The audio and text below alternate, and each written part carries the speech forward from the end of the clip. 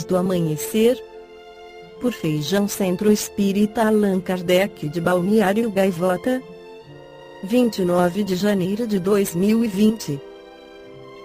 De todas as ilusões criadas pelos humanos, a ideia de imortalidade do espírito é a mais tocante. Parte 1. Leandro Carnal escreveu para o jornal O Estado de S. Paulo, dia 03 de novembro de 2019. Sou uma pessoa cética, como alguns sabem. Ao longo da minha existência, em nenhum momento, percebi qualquer manifestação concreta de algum fenômeno que pudesse colocar em xeque meu cérebro que duvida. Fui religioso, muito. Porém, mesmo naquela piedosa juventude, jamais encontrei uma manifestação que fugisse ao sentido material do que eu via. Eu tinha fé, intensa por sinal. Mesmo crente, meus olhos nunca viram algo que contrariasse o mundo visível.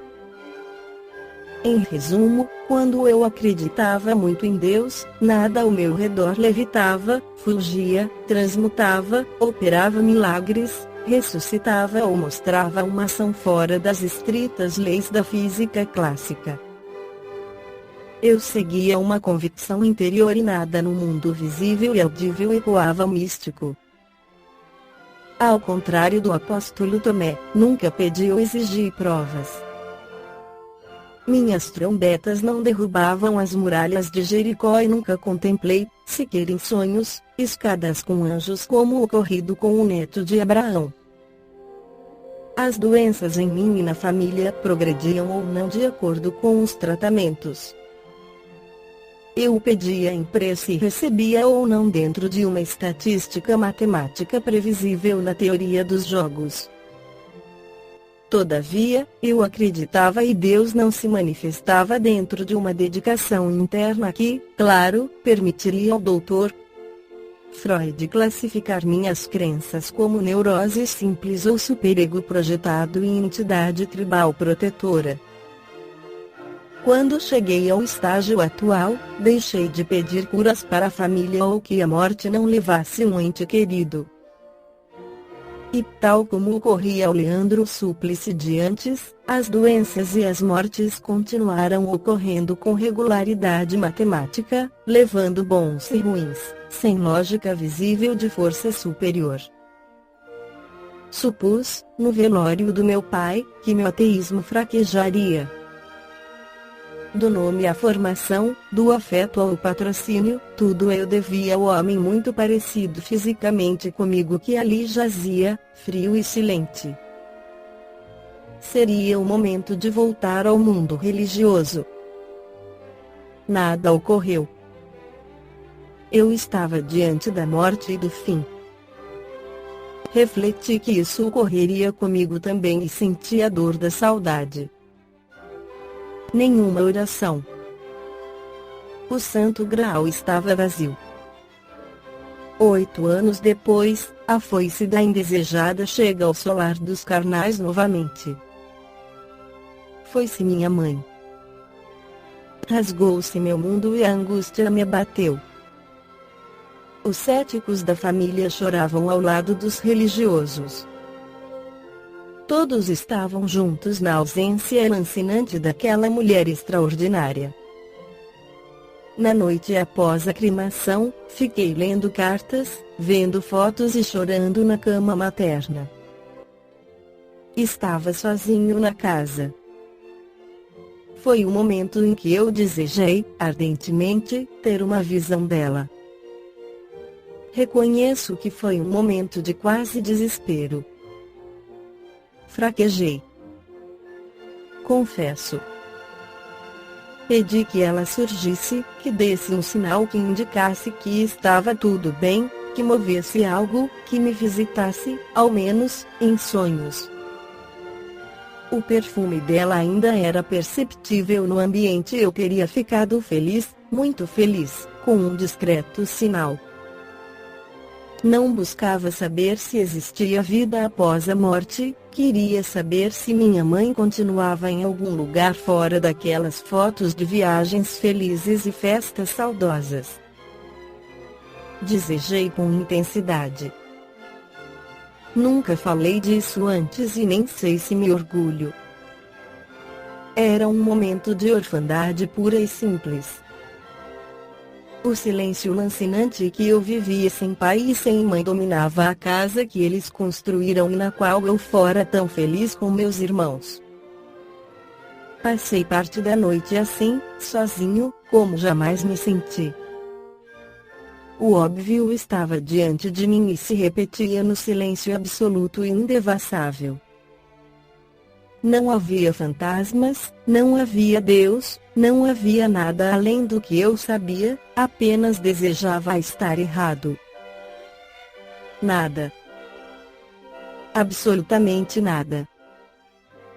O sentido, claro, eu teria de inventar, como tenho feito há tantos anos. Seria obra minha, aleatória, não universal, fora da teologia e totalmente autoral. Foi o penúltimo suspiro de uma melancolia teológica.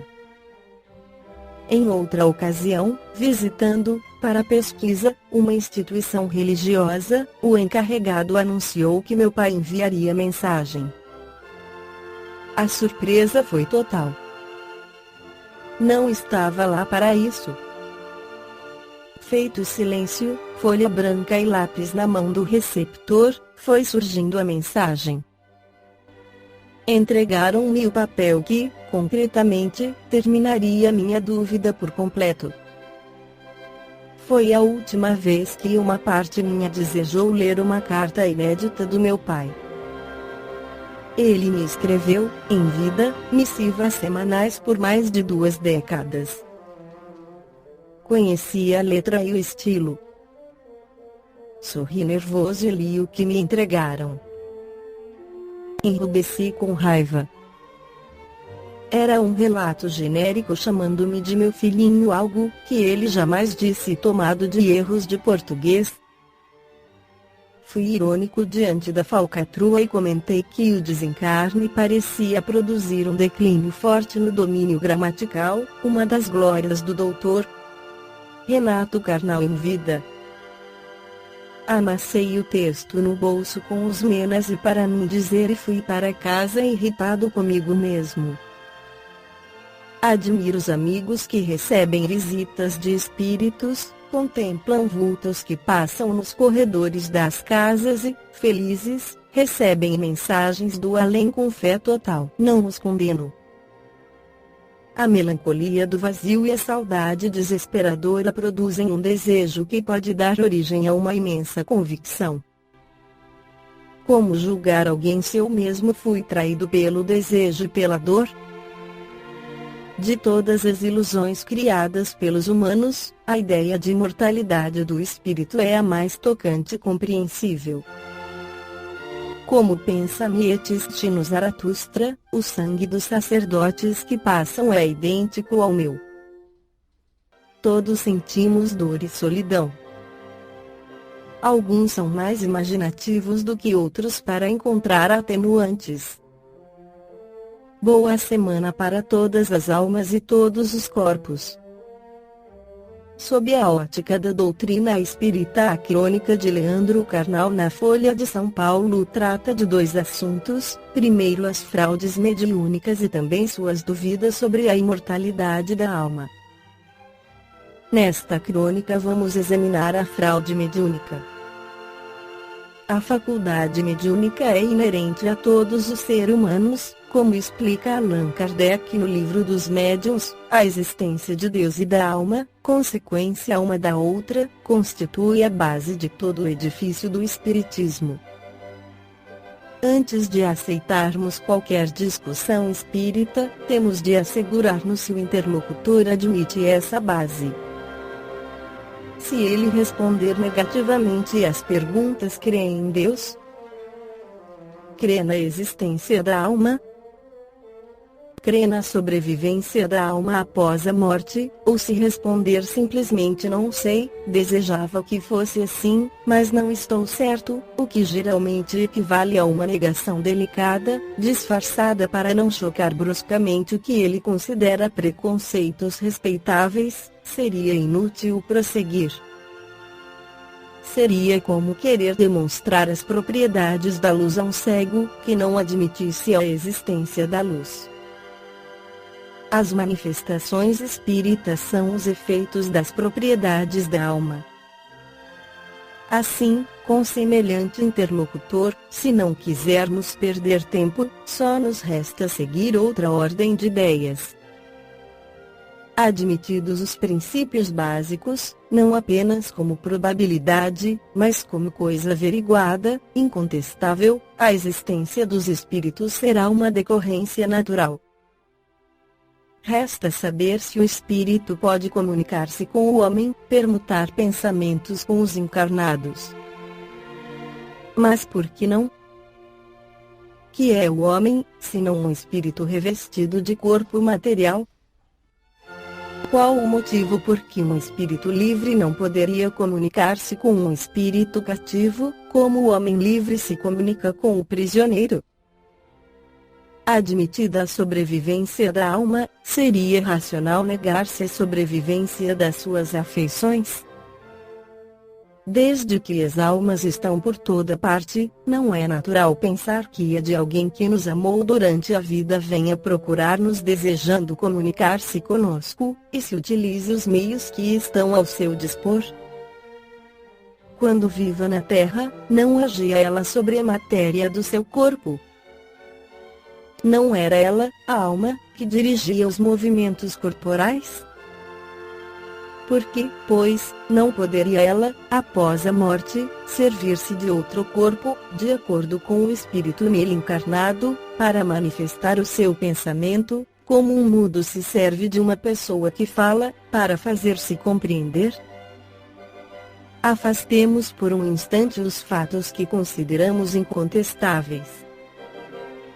Admitamos a comunicação como simples hipótese. Solicitamos aos incrédulos que nos provem, através de razões decisivas, que ela é impossível. Não basta a simples negação, pois seu arbítrio pessoal não é lei. Colocamo-nos no seu próprio terreno, aceitando a apreciação dos fatos espíritas através das leis materiais. Que eles assim, possam tirar, do seu arsenal científico, alguma prova matemática, física, química, mecânica, fisiológica, demonstrando por A mais B, sempre a partir do princípio da existência e da sobrevivência da alma, que um ser pensante durante a vida terrena não deve mais pensar depois da morte. 2. Se ele pensa, não deve mais pensar nos que amou. 3. Se pensa nos que amou, não deve querer comunicar-se com eles. 4. Se pode estar em toda parte, não pode estar ao nosso lado. 5. Se está ao nosso lado, não pode comunicar-se conosco. 6. Por meio do seu corpo fluídico, não pode agir sobre a matéria inerte. 7. Se pode agir sobre a matéria inerte, não pode agir sobre um ser vivo. 8. Se pode agir sobre um ser vivo, não pode dirigir-lhe a mão para fazê-lo escrever. 9. Podendo fazê-lo escrever, não pode responder-lhe as perguntas nem transmitir-lhe pensamento. Quando os adversários do Espiritismo nos demonstram que isso tudo não é possível, através de razões tão evidentes como as de Galileu para provar que o Sol não girava em torno da Terra, então poderemos dizer que as suas dúvidas são fundadas. Mas até hoje, infelizmente, toda a sua argumentação se resume nestas palavras: não creio, porque é impossível. Eles retrucarão, sem dúvida, que cabe a nós provar a realidade das manifestações. Já lhes demos as provas, pelos fatos e pelo raciocínio, se recusam umas e outras, e se negam até mesmo o que vem, cabe a eles provar que os fatos são impossíveis e que o nosso raciocínio é falso.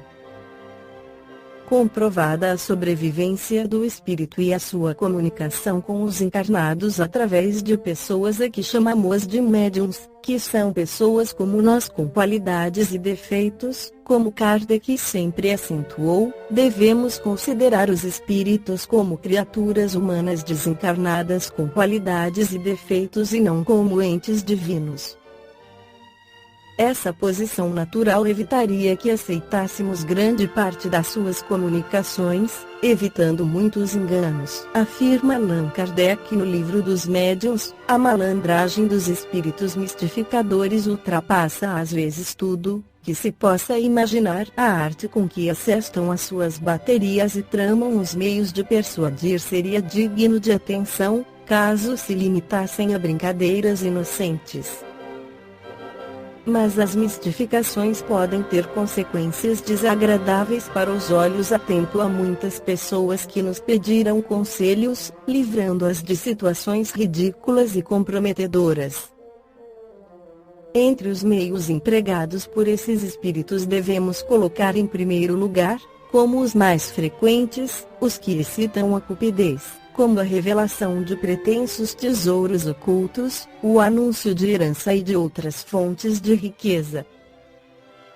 Devem, também, se considerar desde logo suspeitas as predições com épocas marcadas e todas as indicações precisas referentes a interesses materiais, toda cautela com as providências prescritas ou aconselhadas pelos espíritos, quando os fins não forem claramente razoáveis.